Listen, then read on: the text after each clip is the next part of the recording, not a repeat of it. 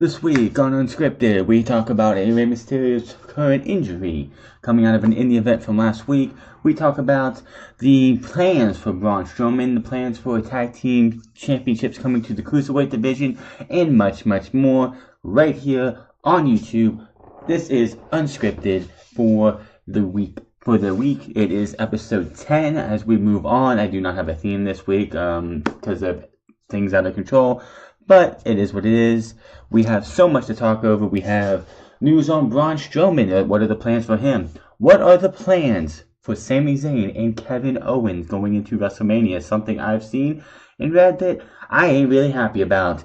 Rey Mysterio has supposedly tore his bicep, and what that will mean for his return to WWE, and much, much more. Let's start off with that Rey Mysterio news. Rey Mysterio was at an indie event this last weekend, and he suffered an injury during the Northeast West Wrestling event. Mysterio was teaming with Flip Gordon, which, by the way, I saw him wrestle a match a couple weeks ago on Ring of Honor with Marty Scurll, and they put on a heck of a match. Flip Gordon is somebody you should look out for if you haven't seen him yet.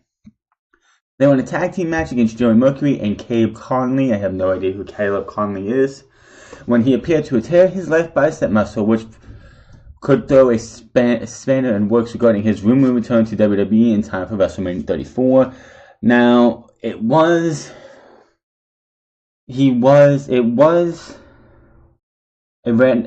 who thought that he was coming back to face John Cena at WrestleMania, that's what we call a red herring. We did talk about this last week. But it wasn't going to happen. The news of him coming back to wrestle John Cena, that is just not happening. It's going to be John Cena versus The Undertaker. But I will have news on what John Cena feels about if he was to miss WrestleMania this year later on in the show. But this is not good for him. But a similar situation to this, actually, if you think about it, Shelton Benjamin tore his rotator cuff. He was, when the brand split started out, the very next SmackDown after Battleground in 2016. They had a couple ads during the show for Shelton Benjamin's return. And then it found out that he had a torn rotator cuff, which he was out for the rest of 2016 and did not show up until halfway through till 2017. So, and the rumors coming out, it's not a full tear, it's more of like a minor tear. He's still able to move his arm, which it's bad for New Japan because of that match coming up later this month, I believe, against Jushin Thunder Liger in Los Angeles. But knowing Rey Mysterio, he doesn't want to let the fans down. He'll probably just duct tape his arm up or something to keep it in place so he can actually work that match, because that is a big money match it's not the biggest money match of the show, but it's a big match and a dream match for a lot of those guys a lot of the younger fans who weren't around to see Jushin Thunder Liger versus Rey Mysterio in the 1990s. So we will have to keep the tabs on that. Rey Mysterio is not going to be back for WrestleMania. There was plans for him to meet with Triple H this past week, but those plans got changed when Triple H went overseas to finalize a deal in Saudi Arabia in the Middle East, which I will get to that later in the show and talk about the current plan, like the WWE discussing plans for a second performance center in the Middle East, and we'll get to that later. That's gonna suck. It sucks anytime a superstar or any wrestler, anybody gets hurt, really. It could be an on-air personality where something happens to where they get injured somehow. A wrestler, anybody who has something like this happen to them, it does suck because it does take away bookings from you, especially in like somebody like Rey. Like, if WWE does sign him, which it does say, there's rumors going around that it's not going to affect them getting him back, I'd say, if anything, sign him, get him to a deal, let him go to the Performance Center and rehab his torn bicep. In the meantime, while you have him under contract, have him come to the WWE studios in Stamford, Connecticut, and do Spanish language projects for your Hispanic channels or whatever they do down in Mexico and Spain and like the Spanish language places, what I want to call that, like Brazil and all them. Yeah, like where Spanish is a fluent language, and he would be more usable right now. Have him be on the Spanish announce team for now until he's back to being fully healed. That would be something for him to do. So you have him under contract, which you know WWE wants to have Rey Mysterio under contract. So we will have to wait and see. But that is Rey Mysterio potentially tearing his bicep, and from what I hear, it's not as bad.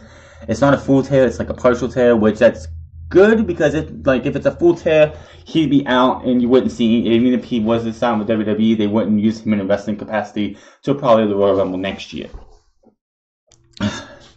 Moving on here, former world champion meets with Vince McMahon on a potential return. This one is a doozy, in my opinion, because this guy, I think WWE should just avoid completely. This guy is a hazard to the wrestling business. Alberto El Patron, aka Alberto El Retard, or Alberto Del Rio, recently met with Vince McMahon at WWE HQ in Stamford, Connecticut. Patron was not just at WWE headquarters to meet with Vince, he was also there filming interview material for an upcoming project being produced by WWE about Rey Mysterio, first and foremost. He's under contract. I don't care what they're doing for Rey Mysterio or whatnot. Alberto El Patron is under contract with Anthem Sports and Impact Wrestling. I'm pretty sure that's a breach of contract unless they have some kind of deal behind the scenes to allow Patron to come do this video with WWE while he still works with Impact Wrestling. I know they cut a deal for the footage we saw this past Monday on Monday Night Raw for the Ultimate Deletion, which I'll have news on that later as well. But this, that's great for them to see that. But according to PW Insider, Vince McMahon is high on the idea of bringing Patron back to WWE. Apparently, he really likes Alberto Del Rio and thinks he's an amazing performer and character. Are you out of your mind? After, I don't care how many times you apologize, all the negative he brought, all the negativity he brought to the wrestling business after he left WWE 2 years ago. He has 2 wellness policy violations against him, I'm pretty sure. So even if they brought him back, he would still have those with him, just like Jeff Hardy has his too. If you bring Patron back or Del Rio back and he gets busted again, he's out of there anyway, and he can't come back after that. But Patron, of course, is currently under contract with Impact Wrestling until next month, which would be, I believe, this month. Impact met over the weekend with all the talent whose deals are almost up in hopes of getting them to agree to new ones, including Patron. From what PW Insiders have told, there is a hope that Impact will still be able to ink a new deal with Patron. Patron is scheduled to face Austin Aries for the Impact Wrestling Championship on April 22nd at Impact's Redemption pay-per-view. Now, if he does not sign a new contract with Impact Wrestling, then they'll probably have to divert plans. Which, why would you have, if his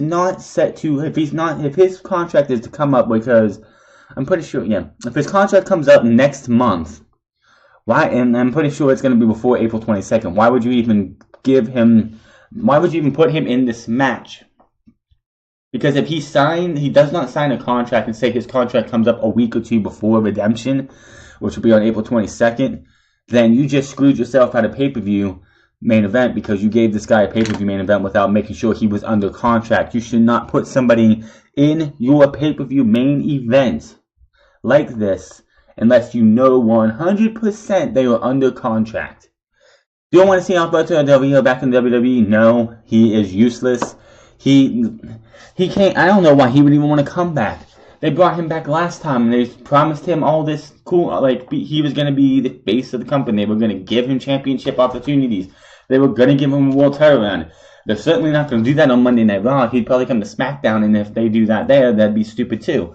Patron should just stay in Impact Wrestling. He even said, I'm pretty sure, that he wants to retire from the United States and just go back to Mexico in 2019. So why would you come back to WWE if you're just planning on retiring next year? I don't know. Do you want to see Alberto Patron, El Patron or Alberto El Retard in WWE again? Let me know in the comment section below. I don't care for him, and he should just stay where he's at. I'm pretty sure the next two are, but yeah, current plans for the bar, Sheamus and Cesaro at WrestleMania. Raw Tag Team Champions, The Bar prevented the Revival from earning a WrestleMania 34 title match on this past Monday's Raw by defeating them in a non-title match. WWE has been pushing the idea that there are no teams left to face Cesaro and Sheamus because they have defeated the rest of the division. Whose fault is that? You broke up Golden Truth, which you really cared. You broke up the Enzo and Cass, and of course, Numbnuts got fired, but still. Jeff Hardy's hurt, so you know that. The Balor Club's not worth anything. The Miztourage, which they ain't worth anything either. So whose fault is that? PW Insider reports the words going around that Ross said that the current plan is for the Bar to defend against a new team that is not currently on the WrestleMania, a team at WrestleMania. No word yet on the mystery team right now, but we will keep we'll keep it updated for those who missed it. That is one route that they want to say. I don't know who you put together. I could quite honestly see them. They do this ultimate deletion, and Matt and Bray Wyatt find a respect for each other, and you have Matt Hardy and Bray Wyatt team up, or Brother Nero, which I doubt that, but Matt and Bray Wyatt team up, and they become the tag team champions if they wanted to do that. Other than that, I don't see who they would actually have. I don't at all. So that is that. I don't know who we're going to see, but there was also another rumor coming out of this, is that they're not even going to actually defend the titles. They're not even going to defend the titles. They're going to do some kind of skit or something at WrestleMania where these guys don't actually defend their titles, which why would you even do this if you're not going to do this? I don't even understand. So I don't know what's going to happen with the Bar. I still say Sheamus and Cesaro need to drop the titles, because if they have this spinal stenosis, which is supposed to be lingering on Sheamus, he's going to have to drop the title soon, and he could take one bad bump and boom, he's done. So the titles will mean nothing. So I think they're trying to pull the Edge treatment and get him to WrestleMania. And after that, the Bar could probably break up because he's not healthy enough to be able to continue, and they'll move on from there. But we will have to wait and see. Let me know in the comment section below if you can find two superstars on Raw who could team together to face the Bar, or anybody from NXT, because we're not going to see anybody from SmackDown, of course. The next thing, we're going to move on from that. The next thing, I want you to take a look at this nice little picture coming up right here. These, right here. It's a little stretch, but this right here is a mock-up of what is supposed to be the tag team titles coming to the Cruiserweight division after WrestleMania. WWE officials are planning to introduce new Cruiserweight tag team titles after WrestleMania 34, according to PW Insider. No one yet on how the first ever WWE Cruiserweight Tag Team Champions will be crowned on 205 Live, but as noted, the vacant WWE Cruiserweight title will be decided in tournament finals at WrestleMania. There is also no one yet exactly when the titles will be introduced, but officials have worked on several title designs, and the plans are recently finalized for a look on the titles. These are the designs that have been floating around mostly, and I like it. And let me know what you think. I think it is a little stretched. It is a little stretched. Let me see if I can get this stretched out. See, it's supposed to look something like this. Yes, that looks pretty cool. It does, and it does look a little bit way different than the Cruiserweight title, which, quite honestly, Raw and SmackDown, I don't like the fact that all the titles look the same from Raw and SmackDown. You have the title, the WWE and Universal titles, they look the same. Women's titles on Raw and women's title on SmackDown looks exactly the same. The tag team titles on both shows look the same with just a different strap. Down in NXT, the men's and women's title look exactly the same. They don't need to look the same. Titles should always look different. You don't need to have them look the same. But these, so tell me what you think, what you guys think in the comment section below, what you think of these tag team titles and the possibility of them coming. We do not know. This move would also make 3 tag team titles for the main roster and would be the first set of Cruiserweight tag team titles since WCW ended in 2001. The WCW Cruiserweight tag team titles were introduced in March 2001 And then abandoned later that month when the WWE bought WCW. Kid Romeo and Eli Skipper were the first champions, but they lost the titles to Billy Kidman and Rey Mysterio on the final episode of WCW Nitro. So, would it be cool to see tag team titles in the Cruiserweight division? Yes, it would. It would be great for that division. It would give that division more of a solidify that as its own brand. This was a mistake I think that ECW, when they were a brand, failed to capitalize on, because for the entire 4 years, I believe 4 years that they were even a brand, they only had the ECW championship. They never got a mid-card title. They never got a tag team title, so it just felt like a silly brand. There was only one title for it. So when you had everybody fighting for one title, then it just made that a lot worse. Now with the tag team titles, and of course this past week they had Hideo Itami and Akira Tozawa as a tag team squash a bunch of jobbers to solidify that these might be coming, or tease that these are coming. So that is interesting. It might be that they will actually have this happen at the week after.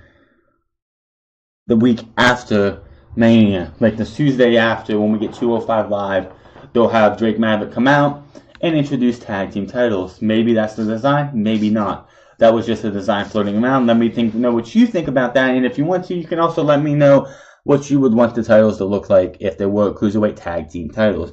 Do they need anything other than a tag team and a singles title? No, they don't. A mid-card title, no, you only need one title, main title. So, moving on here to a possible big match happening at WrestleMania, or what they call a big match. After speculation, it looks like the ultimate deletion between Bray Wyatt and Matt Hardy will happen at the Hardy compound in North Carolina. Rumors are going on that got taped this past week. I'll have more on that later. Perhaps to air at WrestleMania 34. This week's Raw saw Hardy invite Wyatt to the compound, as seen in the video that they had. Jeremy Borash, of course, was part of this, which, if you were going to do this ultimate deletion, you had to have Jeremy Borash be a part of this. Plain and simple. There's no ifs, ands, or buts about it. Jeremy Borash was a guy instrumental in the final deletion, the Great War, total nonstop deletion, all of that stuff. All that stuff was done with Jeremy Borash behind the camera. So the fact that he was there was great for the overall product, because it may feel like it might be a WWE product, but it might still feel like it did back in Impact Wrestling to broken Hardy fans, because of who ran the show. Additionally, it was noted that WWE referee Sean Bennett was the official assigned to the bout, but there has not been reported that any other talents were used for the filming. So I don't think they would use any other talents anyway. Why would you have any other talents for this match? It's just between these two. So that is good. That's going to be great. I have a feeling it's not going to be at WrestleMania, though, in my opinion. I have a feeling that this match will end up being probably close to WrestleMania, maybe in like a week or so. I could be wrong. Will they do this on Raw? Because you really don't want to have 80,000 fans, screaming fans, sitting there on their hands and on their butts, butts on their hands or hands on their butts, sitting there on their seats, just sitting on their hands, waiting for this thing to be done and watching on a big video screen. It just doesn't look right. I can see this happening for Raw, and then these two will find a mutual respect for each other, and these two will team up, and they will be the ones to take on The Bar. Matt Hardy was beaten by The Bar, of course, for the tag team titles, but, we'll see what happens there. They did sort of tease a team up a little bit. I mean, it happens in the Royal Rumble all the time, but these two seem to work a little too good together until, of course, they eliminated themselves from the match. Moving on here, this one's a little bit more of a disturbing story. Jonathan Coachman accused of sexual harassment in a lawsuit filed by former ESPN co-worker. WWE announcer Jonathan Coachman is being accused of sexual harassment by former ESPN anchor and legal analyst Adrian Lawrence.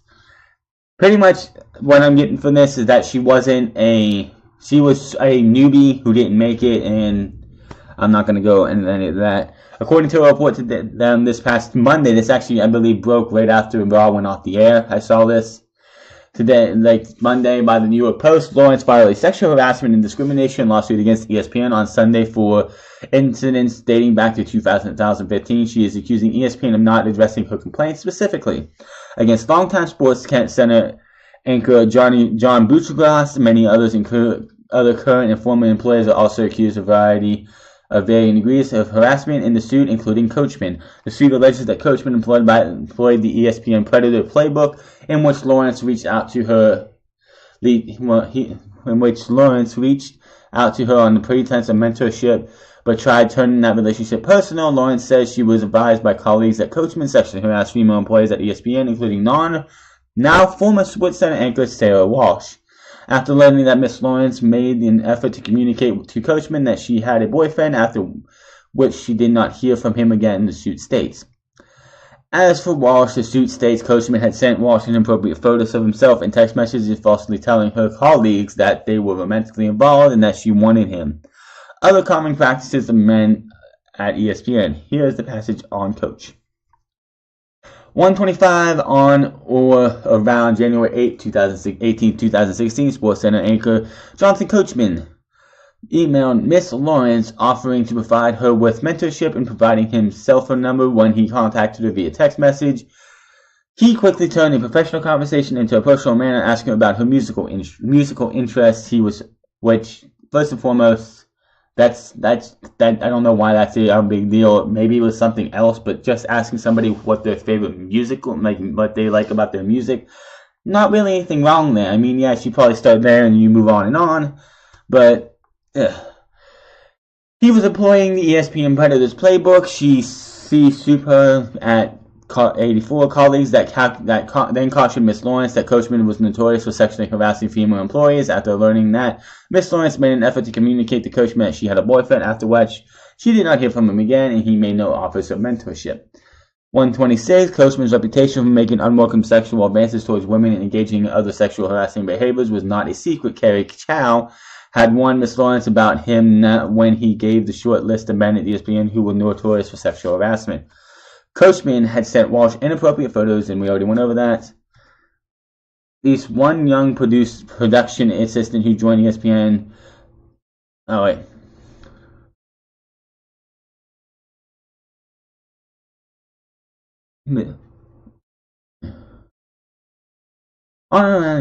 Yeah, so basically, Jonathan Coachman's got himself a little bit of a problem.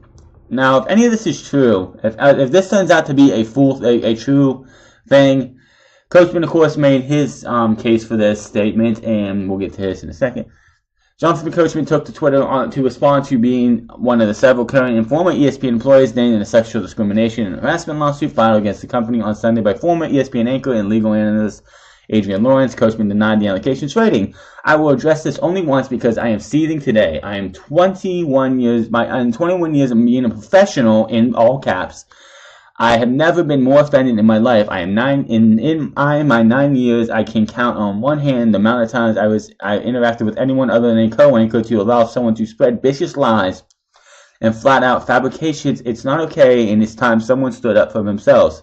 At Jamel Hill addressed her live last night, a couple weeks ago. I'm pretty sure, "I am not a part of this lawsuit because I have never done anything wrong. My reputation speaks for itself, and anyone that has ever worked with me will back that up.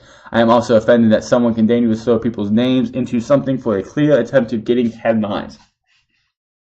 The only time I will address this because," okay, we already did that. "My heart goes out to anyone falsely accused of anything. Trust me, it doesn't feel good, but most of you have been incredible and supportive, onward and upward." And WWE, of course, has a small statement on this. "We are taking these matters very seriously and are investigating." So, if this is true, Coach is going to lose his job immediately with WWE, most likely. They will probably suspend him I'm pretty sure this either broke before Raw. If it broke before Raw, nothing was gonna I'm sure they would have taken him off Raw, but it would not surprise me if we don't see Jonathan Coachman on Monday if this turns out to be true. If this all turns out to be true and he is found liable for sexual harassment, which is not okay to anybody, don't think just because you're a guy and you want to have fun with a woman that you can sit there and just do what you want. I'm not going to sit there and say Jonathan Coachman is guilty, though, because I don't know the full story. I don't know anything that's happened there. We're getting her side, and he's denying it. If things come out and she's fabricating all this stuff and everything, then WWE's not going to do anything. We'll just go back to how everything is, and Coach will just be part of WWE for the foreseeable future. If this turns out to have any validity, truth behind it, WWE will probably take action, and Jonathan Coachman will be let go like that, and Jonathan Coachman will have been back in WWE for a little bit, for a cup of coffee, and move on. We will just have to wait and see, and I will keep you updated on if anything happens with Jonathan Coachman in this sexual harassment lawsuit. This next one has pissed me off a little bit, and I will get to it as well. Backstage update on Owens and Zayn at WrestleMania. There has been, since October, speculation, and if anyone does, have you been living under a rock, Sami Zayn and Kevin Owens have been teaming together and been a tag team tandem since the October Hell in a Cell pay-per-view. Of course, as anybody remembers, Sami Zayn was not on that show. Kevin Owens and Shane McMahon were having a Hell in a Cell match. Kevin Owens was down on a announce table, and Shane McMahon went up top to just pretty much fall off and hit Kevin Owens with an elbow.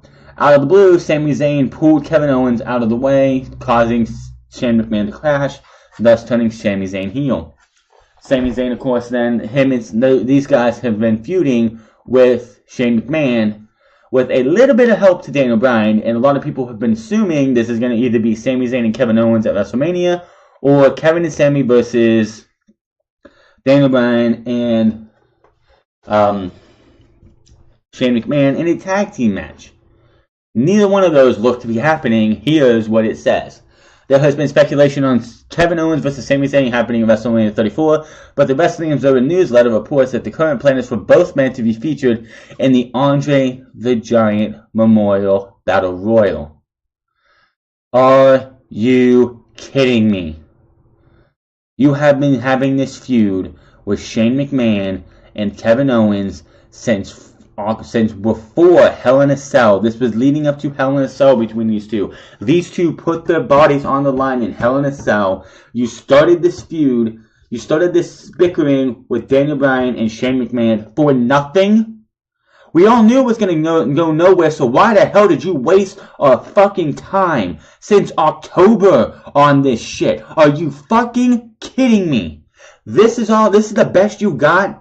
Zayn and Owens are just going to be in the Battle Royal? So that's why Sami Zayn kicked Kevin Owens' head off. You had half of that show, you had Kevin Owens and Sami Zayn look all chummy, and then the next thing you know, bam! And that's it. We're done with the whole Kevin Owens and Shane McMahon and Sami and Kevin show going up against Daniel Bryan and Shane McMahon. Really? This is the best you have for us? Are you kidding me? All of that. You've been doing this since October. Have you been really trying? So let me guess, since October, you've been trying to get Daniel Bryan to sign a one match deal with you at WrestleMania so you can have this match, and he's turned you down. So you went through this entire thing of having Shane and Daniel Bryan bicker back and forth, and this is all we're getting. This is fucking pathetic. If this is all we're getting out of this whole entire storyline that you have had, this is all we're getting. Is Sami Zayn and Kevin Owens are going to be a non-factor in anything big at WrestleMania. They're just getting put in the Andre the Giant Memorial Battle Royal. Give me a fucking break. Months. October, November, December, January, February. 5 months of wasted fucking time to put these two in the Andre the Giant Memorial Battle Royal. Are you fucking kidding me? That pisses me off. You wasted my time. You wasted every single fan's time who wanted to see where this was going. And it's going to lead to these two in the Andre the Giant Memorial Battle Royal. That's it. Come the fuck on. You really just know how to piss your fans off, don't you, Vince? That's the best you can do. So instead of ending this at Clash of Champions or ending this at the Royal Rumble, no, let's continue this on. We're going to wait till the last fucking minute because 4 weeks before WrestleMania is the last fucking minute. Because if you don't have anything set between now, if you don't have anything set in the next 4 weeks, then there's no reason. Because WrestleMania, you don't throw anything on at the last, on the last show. This is what you got for us. The Andre the Giant Memorial Battle Royal is with Sami Zayn and Kevin Owens. Wow! After everything you had these guys go through, all the bullshit you had them have to deal with Shane McMahon, this is what you give us. Unbe-fucking-believable. I hope there's more news coming out and these guys actually have a real thing they're going for because this is pathetic. I'm moving on. I can't even, that pisses me off right there. Remember how we talked about the Bar and what they might, a team they might be going for, which I gave you a reason what I think they should do? The Bar actually, and I wish I had these things done right, but the Bar are not currently scheduled for a match. We talked about it earlier that a mystery team might face the Bar. That might not happen. The current plan for Sheamus and Cesaro to be part of the show in some sort of angle. This could be a change as a lot of matches and angles for WrestleMania are still up in the air. But we have noted that rumored that the Bar will be challenged by two superstars that are not currently a tag team. But Zerba reports this week that the Bar is currently not scheduled to wrestle a match. Now, like I already said, I think the Ultimate Deletion will happen on a Monday Night Raw, maybe next week. Not this week because they have so much going on already. But I'd say maybe next week. And then we get these two who will come out and they'll challenge the Bar. And we'll have the new Unholy Alliance, or a crazy alliance, or whatever the hell you want to call it. And then you have them challenge the Bar and beat the Bar. If they're going to be in an angle, this would be where the Authors of Pain come up and just destroy these guys. But that's what we got there. So I don't know what they're actually doing with the Bar. I know I said earlier that my idea of what they would do for the Bar. But if they're going the other route, then I guess we can just have the Authors of Pain come up. Maybe Sanity. We'll have to wait and see. Recently released superstar claiming he's retiring. Former Cruiserweight champion Rich Swann was venting on Twitter the other day. Swann was apparently frustrated with not being able to get booked by some independent wrestling promoters and took a shot at Combat Zone Wrestling's Nick Gage, who was sentenced to 5 years in prison in 2010 for a bank robbery. Swann wrote, we can't get a accused person on our show. We can't get a accused person on our show. Let's get this bank robber on. LOL. Him and Nick Gage ended up getting the Twitter exchange. They don't have the whole exchange. But he does put his very last thing he said is, after all the bookings I've taken, I'm so scared to step into the ring, but I can't wait to LOL. But after they're done, I will be retiring. Thank you for taking a chance on my name. March 8th, 2018, so a couple days ago. I'm pretty sure he's just pretty much trolling fans. He's probably not actually retiring. Rich Swann, if I was him, I would sit there and not say I'm retiring. And actually, it's going to be one of the sort of things. You got accused of battery against your wife. Most promoters are not going to want to have to deal with you. Just give it time. People will come around, and then you'll get back on shows, and then you can eventually maybe make it back to WWE. If not, then do what you got to do. So, Rich Swann may be retired. He may not be. He may be just trolling the fans. Who knows? Ricochet, who I believe was supposed to debut this week, but that might be next week, which I doubt that. Because next week is I believe is the final episode. Actually, no. No, yeah, I think it is. Yeah, I think next week is the final episode of the, is the final episode of the center stage shows in NXT. Ricochet. First major NXT feud. It's speculated the WWE superstar, NXT superstar, the Velveteen Dream's recent negative comments on the Indies are apparently building to a feud with newcomer Ricochet. We know that Dream, Ricochet, Adam Cole, Lars Sullivan, Killian Dane, and Ethan Carter III, EC3, will compete in a ladder match at NXT TakeOver New Orleans to crown the first ever North American champion.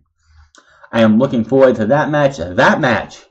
I don't care. Like, the only other match that I think could be anything good for this week that's going to steal the show is going to be AJ Styles Nakamura. This match right here is going to probably be the best match in all of WrestleMania weekend for WWE. You have 6 of the best up-and-coming stars in WWE on this show, and you have been going for this new title. Finally, everybody has something to fight for. You're only going to have 1, 2, maybe 2, maybe 3 people fighting over who should be the NXT champion. One major number 1 contender with others right behind him, but then where's everyone else? And this gives you a reason for Adam Cole to be on NXT New Orleans. Adam Cole is going to be playing double duty that night, by the way. As you all know, Bobby Fish has been injured.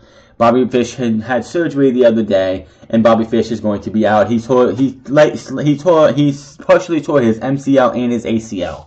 They're not complete tears from what I've read, but he's still going to be out for about 6 to 8 months. So Adam Cole is now officially a tag team champion, so he's gotten the title in the NXT without having to do anything. So they are going to use the Freebird rule, and he is going to be in this ladder match, and he's going to be in the tag team match for the NXT tag team titles against the winner of the Dusty Road Tag Team Classic. I can't wait to see who it is. I don't know who it is, but Bobby Fish is out. You're going to have Adam Cole in this match and Adam Cole in the tag team title match. I'm pretty sure they're going to have the tag team title match first, just because it is going to be, and with a tag team match, Cole doesn't have to do as much. Adam Cole in this match has to throw his body and costume to the wind. In a tag team match, whether it's the Authors of Pain, the Street Profits, the Heavy Machinery, the AOP, anyone else who's in this thing, he doesn't have to do as much. He could be out on the apron, do a couple moves, tag back in, and blah. I'm pretty sure they'll have the tag team title match first, have the women's title match and whatever else, then the North American Championship match, then the NXT Championship match. So, I can't wait to see that. But I believe I'm going with Velveteen Dream winning this match. Maybe they'll do something where Ricochet looks like he's gonna pull it down, and the Velveteen Dream shoves him off, and Velveteen Dream brings down that new North American Championship, which there is no word on what it looks like, and we probably won't see that until we get to NXT. So I can see Ricochet and Velveteen Dream feuding over this North American Championship into Chicago and Brooklyn 4. So that would be a lot of fun. So moving on here to what John Cena would say, how John Cena feels that if he would miss WrestleMania this year. He actually doesn't mind it, and here's why. John Cena says, I've gotten a ton of outside stuff going on, and I am proudly waving the banner of the WWE. Everyone always asks on movie sets and even at Kids' Choice Awards, when are you leaving? I'm not. As long as my body holds up, I am WWE proud all the time. With my schedule, it doesn't mean I have to take breaks because they don't allow you to do both. I'm fortunate enough to be in this spot right now, but it's not like, thanks WWE for what you've done for me, but deuces, I'm out, and I'm never speaking to you again. All things considered, with everything coming out, I wouldn't mind my contribution to WrestleMania this year being an absence. It would. If that's my role in the story, I'll play it. That right there would actually make a lot of sense. Say The Undertaker is 100% out and he can't wrestle The Undertaker. Cena loses on Sunday. And is out of WrestleMania. We don't see, for the first time, besides an injury, John Cena misses a WrestleMania. It would play perfect. Because you know Vince McMahon wants John Cena to win the WWE Championship for the 17th time on the grandest stage of them all. At WrestleMania 35 is the perfect place. No, he's not going to win. He should not win the Royal Rumble. He should win the Elimination Chamber in 2019. Here's what you would do. John Cena is desperate to get to WrestleMania. He doesn't think he doesn't think he's WrestleMania worthy anymore. He loses at Fastlane and is done. He does not make it to WrestleMania. He is gone. He's off doing his stuff. He's off going off. You don't see him for the rest of the year. No show up at Survivor Series, being eliminated in like quick fashion and gone. We come to the Royal Rumble. You haven't seen John Cena since before WrestleMania this year. Yes, I know, part-timer, this is how WWE likes to do things. But he's off doing his thing. He doesn't come back for SummerSlam. He doesn't come back for Survivor Series or any pay-per-view in between. He makes it to the Royal Rumble. He's not number 30. He's not number 1. He's in the middle. Take your pick on what number. You want him between 15 and 20. Take your pick. He's down to the final 3, too. Him and Braun Strowman. Strowman eliminates John Cena. Strowman goes to WrestleMania. He picks the Universal Champion. The dual-branded pay-per-view next year is the Elimination Chamber is most likely going to be dual-branded next year. Cena makes it into the Elimination Chamber. This time, John Cena wins the Elimination Chamber and punches his ticket to WrestleMania because the winner of the Elimination Chamber goes after the WWE Championship or whatever championship Braun Strowman didn't pick. Then he goes to WrestleMania to take on the champion, and they tell this story that how John Cena went from missing WrestleMania 34 to winning the WWE Championship at WrestleMania 35. Do I want to see John Cena being a champion again at WrestleMania at all? No, I think it's past his time. He shouldn't be champion ever again. But you know Vince McMahon wants to break that fake record of Ric Flair's from 16 and have an official record under his banner. So why wouldn't you have John Cena lose at Fastlane? No Undertaker match. He doesn't make it to WrestleMania. But he misses. You don't see him again. Unless you want to have him come back. This would also help too. You have him come back and try and win the WWE title. He misses WrestleMania. He comes out the next night the night after WrestleMania on Raw. So let's backtrack to that. He comes out the night after WrestleMania on Raw, and he makes a vow that he is going to be the 17-time champion before his career is over. And by the time we get to WrestleMania 35, he wins the title. He makes it to WrestleMania 35 after missing a year, 1 year of the grandest stage of them all. He ends up winning the WWE Championship at WrestleMania 35 because you know WWE wants to. Should he do it to the Rumble? No. It's time to give somebody like a Nakamura got this year, somebody new, somebody young, somebody who hasn't won it yet, that title shot. That's what the Elimination Chamber is for. Are we going to see, especially with next year, we're going to see a Braun Strowman destroys everybody and eliminates everybody but one? No. That's not it. He's going to win the match, and then he goes on to WrestleMania to face the champion that wasn't the one that Braun Strowman picked. That is my thoughts on him. Let me know what you think about John Cena if he was to miss WrestleMania this year. On the rumors that he asked to take on Mysterio instead of The Undertaker, John Cena had to say, Rey Mysterio is great, I'll say that, and that's what I can say about Rey. I have never asked for a WrestleMania opponent. If you look at what I have done in my WrestleMania entirety, from coming out of the Safeco field in a sweatsuit, rapping to 2 cardboard cutouts, to working with the established superstars, to working with rookies, to being fortunate enough to use the platform to ask a beautiful young lady to marry me. A lot of our performers get frustrated and ask, what can you do for me? I just ask, what can I do for you? They tell me, and I do it to the best of my ability, even if it's no one. What a great story it would be for me to miss and have to buy a ticket the year. Doesn't stop at WrestleMania. We do have Raw the next night. Now imagine, this is also what I was just talking about. Now imagine if the statue of the WWE now has to look inside himself and ask, do I still have it? Having being left out of the biggest show of the year. I would love that to happen. Undertaker match, if it doesn't happen, I don't think it should. 4 years too late for me. This is what they should do. This is what they should do. He misses WrestleMania. He misses WrestleMania. He misses WrestleMania. You don't see him. He comes out the next night, gives out a speech of how things have gone, how he it sucks that he missed WrestleMania, and he vows to be on WrestleMania 35, whether that's being a champion or going after a championship, and just fill in the blanks from there. I would love that. It would be a great way for them to do that, and I would love to see what they had. Moving on here, we have a couple releases from NXT, 2 women and an Asian guy, which I can't remember what his name was. It just spelled it weird. It's Gongnong or something. I don't want to be offensive, but him, Sage Beckett, and Abby Lath, also known as Kimberly, which has been released from WWE, according to Pro Wrestling Sheet. Lath signed with the company in December 2016, although she has been a part of the Mae Young Classic last year. She never appeared or wrestled a single match on NXT television, although she appeared in 2 Battle Royals, with the last one being at the NXT tapings last October. The reason for the release is not known. Lath posted a tweet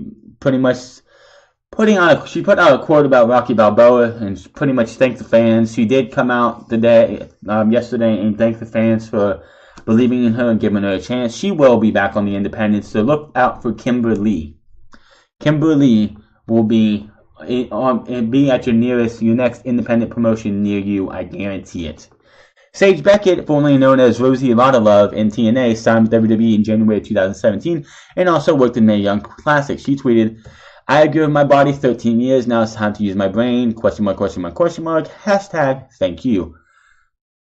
Basically what she probably is I believe Sage Beckett is probably retiring from wrestling, if that's what she is putting out there. I could be wrong. We will have to see. Maybe using my brain, that actually sounds like she might be becoming a manager, because Bobby the Brain, he would always use his brain. That's why he was called the Brain. Maybe she'll be a manager. You'll never know. Moving on to this, and I wish those two luck in whatever they do. Moving on here, there's WWE's possibly changing the main event of WrestleMania. What match may close the show, and it's not the one that you think. According to the Wrestling Observer newsletter, WWE could be possibly moving away from the WWE Universal Championship match between Brock Lesnar against Roman Reigns as the last match at WrestleMania. This change of attitude is a response to Lesnar's current contract coming to an end soon, and the expectation that Lesnar will go back to the UFC following Mania. At the same time, sources close to the situation believe Lesnar will sign a new deal with WWE, but the company will continue with the idea that Lesnar is leaving, and part of the mentality right now is to downplay the beast on his way out so it won't look like such a big loss if he does leave. Which, I'm sorry WWE, no matter what you do, that's a loss to you right there, because I don't like it. I don't like the fact that he's been a part-timer, but he does bring in the money and the ratings when he's on TV. Just saying. The hope for WWE's side reportedly is that these circumstances keep more fans behind Roman Reigns. I'm sorry, I gotta laugh. That's never gonna happen. Heading into the match, there is now a possibility that the last match in the big show in New Orleans could be Kurt Angle and Ronda Rousey versus Triple H and Stephanie McMahon. So, you have the winner of the Royal Rumble, that you say the winner of the men's Royal Rumble gets the main event, and no matter what Vince McMahon tells you, no matter what Road Dogg Jesse James tells you, no matter what any of those guys tell you, the main event of every show, any super fight, any UFC fight, any wrestling event, the main event is the last match on the show. So you want to take the Universal title down a couple pegs. Of course, it will be a co-main event. It's not going to be the show. It's not going to be the match that ends the show. For all I care, you should have the WWE Universal title and then the WWE Championship back to back. Why not? But Ronda Rousey versus Triple H, Kurt Angle and Ronda Rousey versus Triple H and Stephanie should open the show. Plain and simple. Get it out of the way. And it's Ronda Rousey's first match in WWE, and you really want to... I know the tag team match is there to hide her faults, because we know she's not going to be where WWE wants her to be, and to give her that big match that they want to do next year. But that is going to be one of those things that WWE has to do. But WWE needs to realize that that would be a bad idea. Put Ronda Rousey under that much pressure. You're going to close WrestleMania. I wouldn't do that. Now, the rumors going around for WrestleMania 35 is that they want to do Asuka versus Ronda Rousey, which both of those guys have to be undefeated if you're going to do that. And Ronda Rousey needs to win the Royal Rumble next year, and she needs to get some, like, next year, if she does enough, if she wrestles enough, she's on enough house shows and main shows, yes, okay, fine. But not this year. She's not ready. Not at all. This isn't UFC fans. This is WWE fans. If they put this match on last, she will get eaten alive by the fans. Plain and simple. Moving on here, AAA owner looking to buy Impact Wrestling. Let's pull ourselves out of the WWE bubble and go across down south to Impact, or up above, I guess, Anthem's in Canada. The Wrestling Observer has broken a potentially big story today with news that AAA owner Dorian Roldan is attempting to purchase Impact Wrestling. The Observer's Dave Meltzer said that the following on the topic. Dorian Roldan, who runs AAA, has told several people that he's looking to buying Impact. We don't know if that's just talk or something serious. Impact and AAA do have a working relationship and have shared talent on various events in the past. Anthem, Impact's parent company, has not said anything public at this time. So, not a bad idea. If they want to buy it, go right ahead. Whatever you have to do to keep that company open. Not too many people watch Impact Wrestling. I mean, it has been getting viewers back. I used to watch TNA back in the day because it was something different. There was actually times where I actually enjoyed what was going on in TNA, for the most part, not 100%, than what was going on with WWE, because it was just plain garbage. More than it is garbage now, but it was bad back in the early 2000s or the mid 2000s when they had AJ Styles, Bobby Roode, and all those guys over in TNA still burning the place, lighting it up. So if as long as it keeps the WWE, as long as it keeps Impact Wrestling afloat, and we still have that alternative to watch, because WWE does need competition. I know Impact Wrestling is nowhere near the competition that it should have been, but we need something to get WWE to be like, we need to do something or we're going to lose our fans. Maybe AAA can do that. I don't know. Plans? We're moving on here for plans for Braun Strowman at WrestleMania. We are a little bit under 1 month away for WrestleMania, and Braun Strowman's plans are up in the air. As noted, there are some concerns of what might come out of the filmmaker Johnny Bravo's investigation into Roman Reigns and his relationship with jailed steroid dealer Richard Rodriguez, who has named Reigns as one of his customers. The concern is enough that WWE is not booking a few top talent until they're sure that the issues with Reigns in the main event are settled. Braun was originally pulled from the WrestleMania singles match with the Intercontinental title, for the Intercontinental title against The Miz, in case WWE needed to add him to the main event for some reason, perhaps to replace Reigns. There have also been speculation for Braun possibly being added to the main event to make it a triple threat match with Reigns and Roman and Lesnar for the Universal title.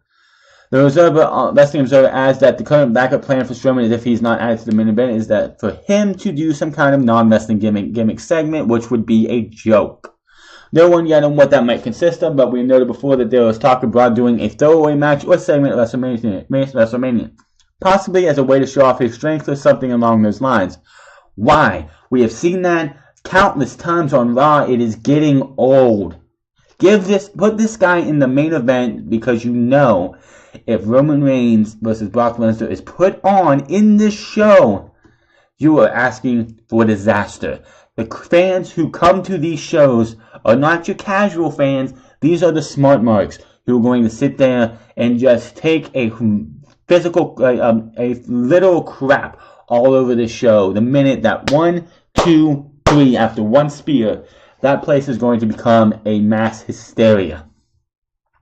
It was also noted that Braun could be added to the Intercontinental title match as Kurt Samoa Joe if he's able to return, which I hope Joe can return, because it's not right if he misses a second WrestleMania. The current Intercontinental match has The Miz defending against Finn Balor and Seth Rollins, but that match could change. This guy, just put him in the just put him in the Universal title match, one way or another. Just figure out how you're going to do that. You did it before, you can do it again. Of course, that'd be, what was it? WrestleMania 30, 31, and 34 have a triple threat match in the end be your main event.